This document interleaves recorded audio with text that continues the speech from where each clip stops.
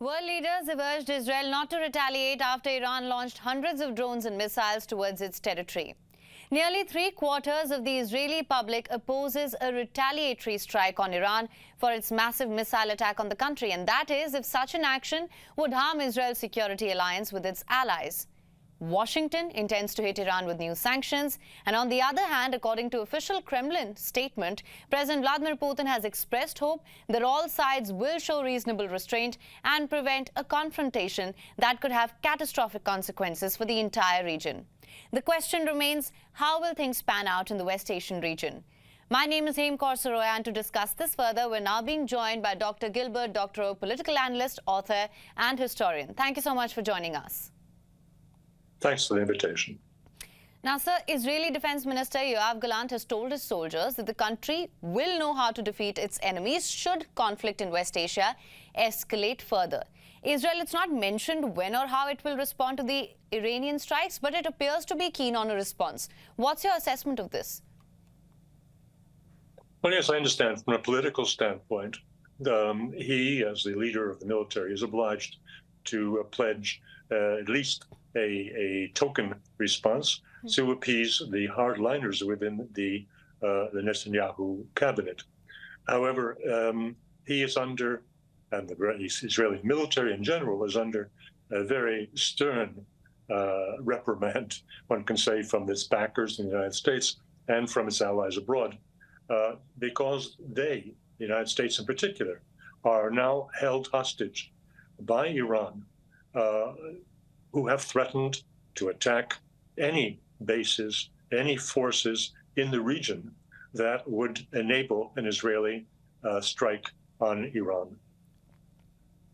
Right, so in fact, I was just going to come to this. Allies of both Iran and Israel, they have urged for de-escalation. In fact, Moscow has urged restraint in talks with the Iranian president as well. Do you think Israel will still go ahead, and that too alone, if it has to, in retaliating? But we have to understand what is meant by urging restraint and why they are urging restraint. It is not out of humanitarian considerations. It is out of their own self-interest and the desire to preserve the equilibrium in the Middle East as it is today, because it is, relatively speaking, favorable to Israel and its allies. Should they respond, should Israel not heed the warnings, the very clear warnings from the United States and others, and proceed on an emotional basis to respond to the Iranian attack, they risk being isolated. They risk losing their supplies of weaponry, which are critical, not quite as critical to Israel as these supplies from outside are to Ukraine.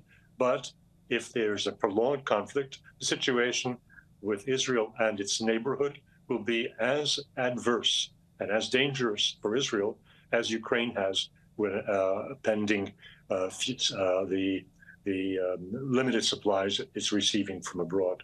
So Israel runs a very great risk if it should not listen to the sage advice coming out of Washington. All right. Now, when we speak of allies of both sides, Moscow as well as the United States, what sort of a role do you think they play here? Do you think both sides can effectively help de-escalate tensions in the region? The interests of Russia and also of China and bringing Iran into a group of constructive world leaders has already occurred, going back to the membership of Iran in the Shanghai organization and in BRICS. This membership, which is demonstrated by the recent statements both from Moscow and from Beijing, that they support Iran in its self-defense measures, which are legitimate under the Article 51 of the United Nations Charter. This political support coming from these two fellow members of BRICS, of course, tempers the behavior of Iran and is all to the good. All right. Now, if we come to the polls here, some polls suggest that nearly 3/4 of the Israeli public, it opposes a retaliatory strike on Iran for its attack on the country. At a time when the Israeli Prime Minister has already been facing growing pressure over its operations in Gaza, how do you see things actually panning out for the Israeli Prime Minister and also in the region? Well, polls have been a very poor indicator of what the Netanyahu government will do. And that's not surprising because, in general, governments do not follow what the street tells them unless a revolution is imminent.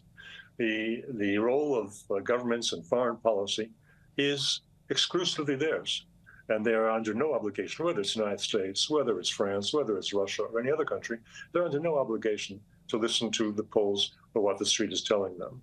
So I wouldn't be surprised if Mr. Netanyahu does what he believes is essential within the political context of his cabinet and survival in power. That being said, the majority of his cabinet surely is for moderation. It is only a couple of extreme conservative, orthodox members of his cabinet who are troublemakers. All right. Now, also speaking of Iran, now for many, the growing partnership between Tehran and Moscow, that's a cause of concern as well. It's seen as strengthening the capabilities of both the countries. What are your thoughts on this? Well, why should that be unusual? The United States has its allies, and why shouldn't the rest of the world also find common interests? Iran and Russia are not natural allies. The preference of the middle classes and perhaps large part of the government cadres within Iran was always to have some accommodation with the United States and with the West in general. It was only the complete break-off that followed Mr. Trump's decision to leave the agreement over the pause in the Iranian nuclear program.